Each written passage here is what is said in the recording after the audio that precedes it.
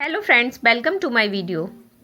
तो आज मैं आप लोगों को अफ्रीका के एक किसान के बारे में बताने जा रही हूँ। वो किसान अपनी ज़िंदगी में बहुत खुश था और संतुष्ट भी था। किसान खुश इसलिए था कि वो संतुष्ट था, और वो संतुष्ट इसलिए था क्योंकि वो खुश था। एक दिन एक अक्लमंद व्यक्ति उसके पास आया।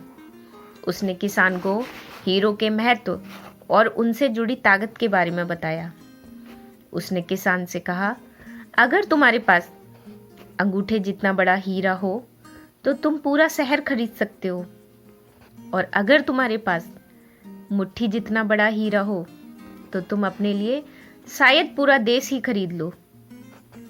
वो अक्लमंद व्यक्ति इतना कहकर वहां से चला गया।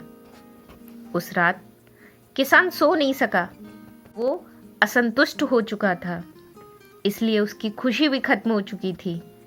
दूसरे दिन सुबह होते ही किसान ने अपने खेतों को बेचने और अपने परिवार की देखभाल का इंतजाम किया और हीरे की खोज में रवाना हो गया। वो हीरो की खोज में पूरे अफ्रीका में भटकता रहा, पर उन्हें पा नहीं सका। उसने उन्हें यूरोप में भी ढूंढा, पर वे उसे वहां भी ना मिले। स्पेन पहुंचते पहुंचते वो मानसिक, शारीरिक और आर्थिक स्तर पर भी पूरी तरह से टूट चुका था।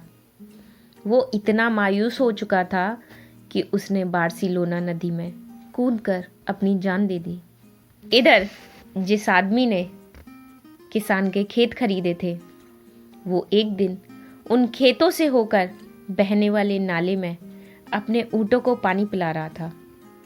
तभी सुबह के वक्त उग रहे सूरज की किरणें नाले की दूसरी ओर पड़े एक पत्थर पर पड़ती है, और वो पत्थर इंद्रधनुष की तरह जगमगा उठा।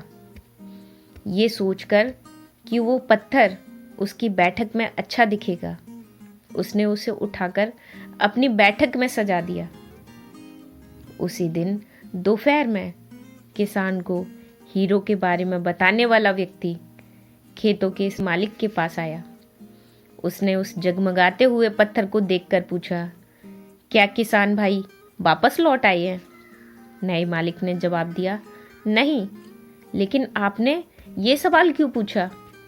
अक्लमंद व्यक्ति ने जवाब दिया, क्योंकि ये हीरा है, मैं उन्हें देखते ही पहचान जाता हूँ। नए मालिक ने कहा, नहीं, ये तो महज एक पत्थर है, मैंने इसे नाले के पास से उठाया है। आइए मैं आपको दिखाता हूँ। वहाँ पर ऐसे बहुत सारे पत्थर पड़े हुए हैं। उन्होंने वहाँ से नमूने के तौर पर बहुत सारे पत्थर उठाए और उन्हें जांचने परखने के लिए भेज दिया। वे पत्थर हीरे ही साबित हुए। उन्होंने पाया कि उस खेत में दूर दूर तक हीरे दबे हुए थे। इस कहानी से हमें क्या सीख मिलती है? जब हमारा नज़रिया सही होता है तो हमें महसूस होता है कि हम हीरो से भरी हुई जमीन पर चल रहे हैं। मौके हमेशा हमारे पैरों तले दबे हुए होते हैं। हमें उनकी तलाश में कहीं जाने की ज़रूरत नहीं होती, हमें केवल उनको पहचानना होता है। दूसरों के खेत की घास हमेशा हरी लगती है। हम दूसरों के पास मौजूद चीज़ों को देखकर ललचाते रहते हैं, और इसी तरह दूसरे हमारे पास मौजूद चीज़ों को देखकर ललचाते हैं। जिन्हें मौके की पहचान नहीं होती, उन्हें मौके का खटखटाना भी शोर लगता है। आपकी क्या राय है इस वीडियो के प्रति? नीचे कमेंट बॉक्स में ज़रूर बताएं।